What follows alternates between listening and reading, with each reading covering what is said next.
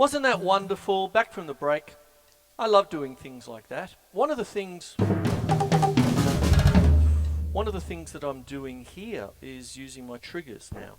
I've got my laptop set up. As you can see, I've got my triggers here. I have essentially, what is it called? Just folk instruments, folk percussion is what it is. Essentially, what is it? European folk kit is what I've got here. And I like using this setup. I've got an interface unit. It's all very homemade at the minute, in the sense that I've got my triggers and they go into my interface. The interface has 10 inputs, but they're stereo. Originally meant for just the the main sound of a drum and then the rim, that kind of thing. So here I've got a drum, and then you can hear I've got a tambourine attached to the rim there. If I go down just hitting the rims, that kind of business there.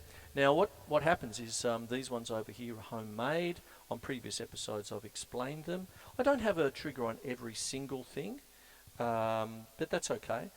Sometimes I like to mix it up a little bit, and I get quite melodic with it. But this is not a melodic show. This is a little bit off the wall. What it is a classical technique, as I said, made famous by people like Anton Webern. Frank Zappa loved using it a lot. And you know what I'm talking about here? Bugs Bunny cartoons. Okay, Wile E. Coyote when he hits the deck. You know, that kind of thing. You know, you can have... I'll actually turn it up a little bit. I'll actually override...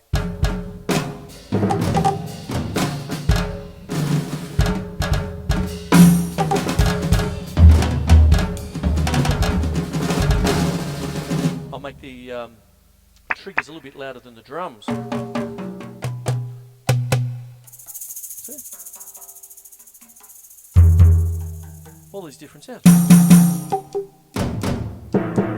These are sounds you hear in cartoons.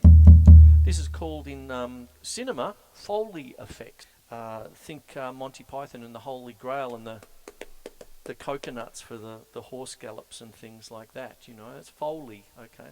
So one of the great composers of this kind of pointillistic music, I've mentioned Anton Webern, people like Karlheinz Stockhausen in 20th century music and stuff. He gets quite electronic as well. But when you're hearing these different kinds of sounds, oop,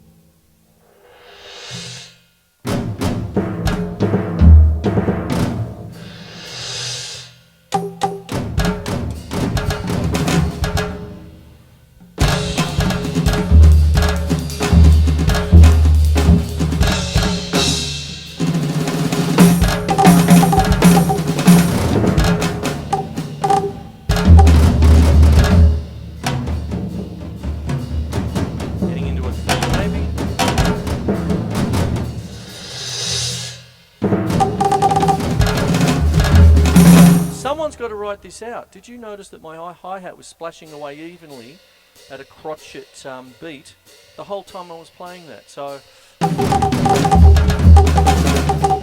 but as I was saying before, one of the great composers of this kind of music was a chap by the name of Carl Stalling. Okay, Stalling, and he was the house musician for Warner Brothers. Bugs Bunny show.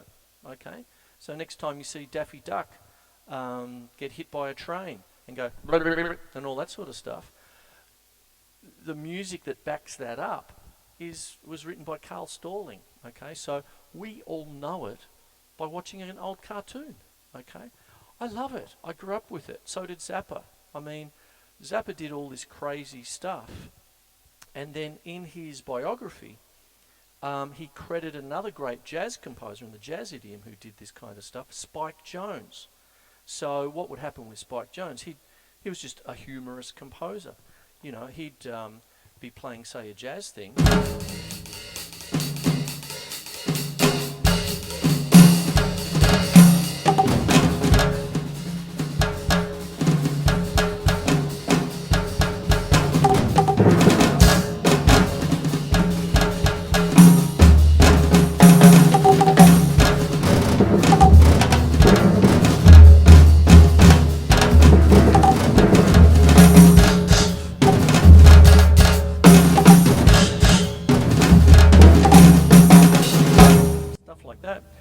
going, you know, that sort of stuff.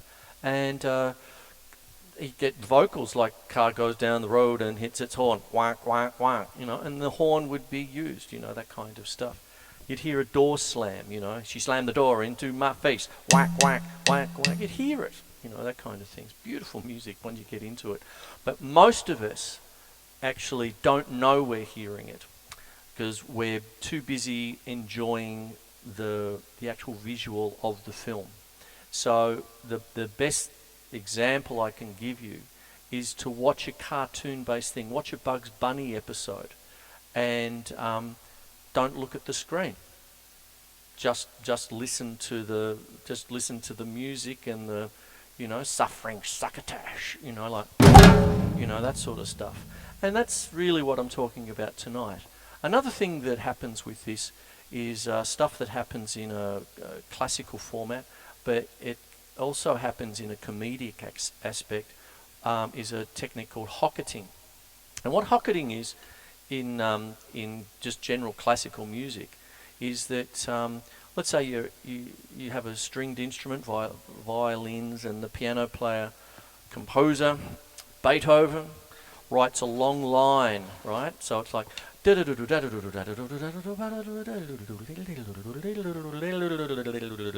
just keeps on going. At some point, when he puts it to the trumpets or to the flutes, at some point they're going to turn blue and fall over if you don't give them a breath, okay? So if you've got continuous 16th notes, like...